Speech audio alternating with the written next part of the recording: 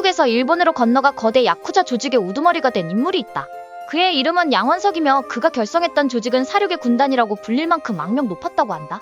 그래서 오늘은 사륙의 군단 야나가와구미의 오야봉 양원석에 대해 알아보도록 하겠다. 양원석은 1923년에 부산에서 출생했다. 당시 그의 아버지는 일본인 사업가를 따라서 일을 하며 생계를 유지했다. 그러나 얼마 뒤 일본인 사업가가 일본으로 돌아가게 되자 양원석의 아버지는 가족 모두를 데리고 일본으로 이주를 결정했다. 이때 당시 양원석의 나이는 7살에 불과했던 것으로 전해진다.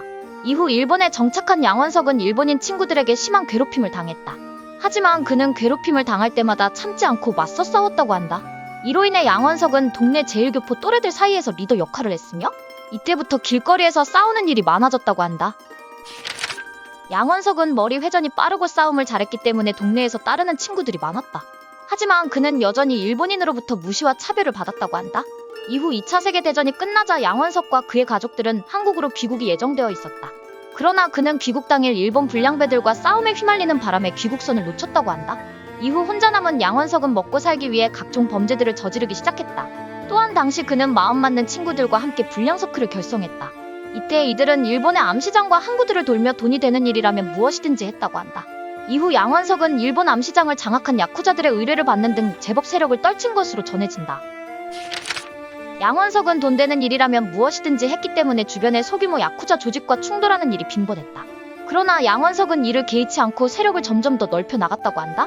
이 때문에 얼마 지나지 않아 양원석은 기토오구미라는 야쿠자 조직과 전쟁을 하게 되었다. 당시 기토오구미는 조직원 약 200여 명을 보유한 규모가 있는 조직이었다. 그래서 당시 기토오구미 조직 내부에서는 기껏해야 10명 정도밖에 되지 않는 양원석 일당을 굉장히 얕봤다고 한다.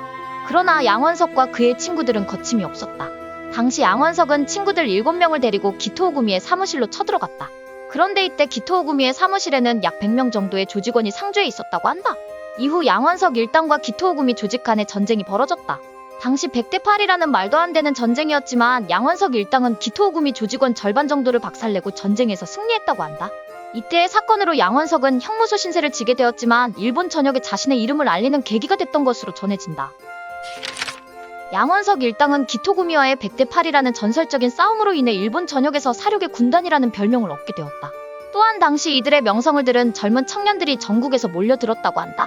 이때 양원석은 자신을 추종하는 세력들을 규합해 1958년에 야나가와구미라는 야쿠자 조직을 결성했다. 이후 야나가와구미는 오사카 지역의 소규모 야쿠자 조직들을 박살내기 시작했으며 이로 인해 이들은 일본 암흑가에서 엄청난 악명을 떨쳤다고 한다. 또한 덕분에 양원석의 야나가와구미는 일본의 거대 야쿠자 조직인 야마구치구미의 산하 조직으로 입성하게 된 것으로 전해진다.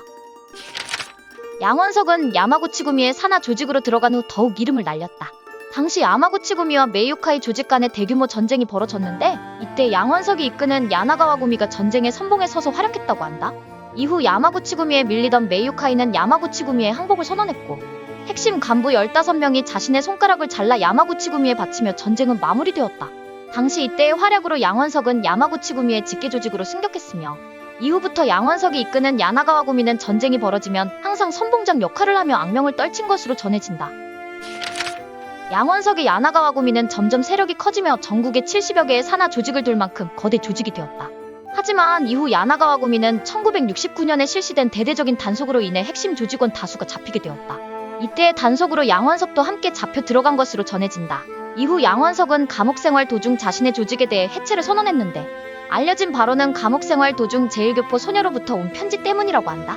당시 편지는 제일동포들의 이름에 먹칠을 하지 말아달라는 내용이었다. 이때의 편지를 읽은 후 양원석은 조직의 해체를 결심했다고 한다. 이후 출소한 양원석은 한일 외친선회라는 단체를 설립해 죽기 직전까지 한일 교류 사업에만 힘쓰다 사망한 것으로 전해진다.